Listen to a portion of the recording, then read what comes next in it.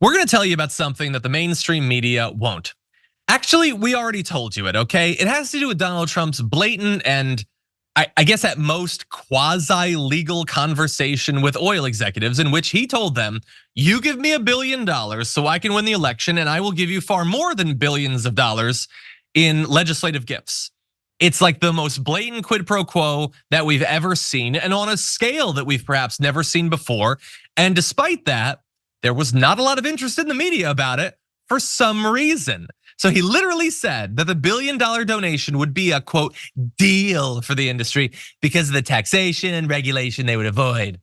Okay, maybe it would be. It's the sort of investment that these industries do make in politicians, but they're usually like a little bit, I don't know, hidden about it. They don't just blurt it out like a dummy, but Trump did, making this not only a great story of political corruption and campaign finance violations, but also it's got the Trump element. We know the media loves talking about Trump and him being really ridiculous and all that.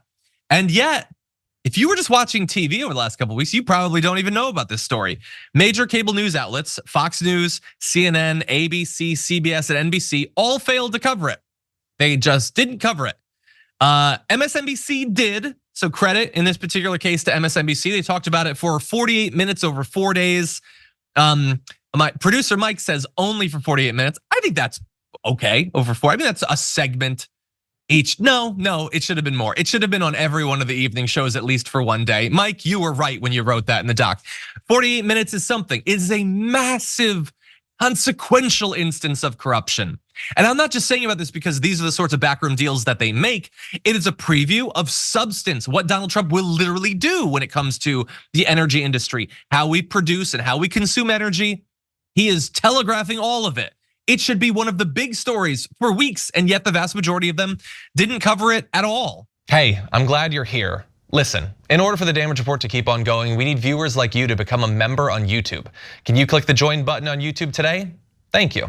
And Jesse Lee is a former Biden campaign communications advisor and pointed out the media double standards, saying the most undercovered Trump story is his complete selling out of the American people on issues they care about most. If gas prices go up soon, these same networks that ignored Trump's $1 billion oil bribe will cover it constantly and crucify Biden. And that could not be more true. And by the way, if gas prices do go up, it should be covered. I think the media could do a little bit better of a job of making clear what the causal link is supposed to be between that increase in prices and the president. Sometimes it makes sense, but it doesn't necessarily make sense, but they definitely would talk about it. And in this case, a $1 billion plea for corruption, and they don't even care. And by the way, like I know that we're really lax or whatever on campaign finance in this country. We let a lot go by, a lot that would be considered clear bribes in other countries. But I feel like this, at least, even for us, this should cross the line. And if it does cross the line, the Constitution does have something to say about it, by the way. Article 2, Section 4, the president, vice president, and all civil officers of the United States shall be removed from office on impeachment for and conviction of treason, bribery, and other high crimes and misdemeanors. Bribery is literally what they put it on the same level as treason. All the other stuff just becomes other high crimes and misdemeanors. But they're like, well, hold up.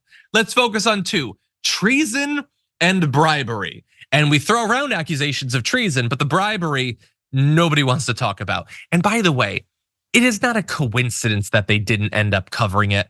How many of those networks run ads for BP and Exxon and other oil companies and power companies and stuff like that? They theoretically make a lot of money. If they blew up the spot of those who are getting ready to engage in massive corruption, then maybe those ads get pulled. Again, this is the fundamental problem with our media being ad driven. And I understand it's hard times. I understand they need to raise money. It's one of the reasons, by the way, that we much prefer having membership buttress TDR and TYT. It's why we're doing the Draganathon.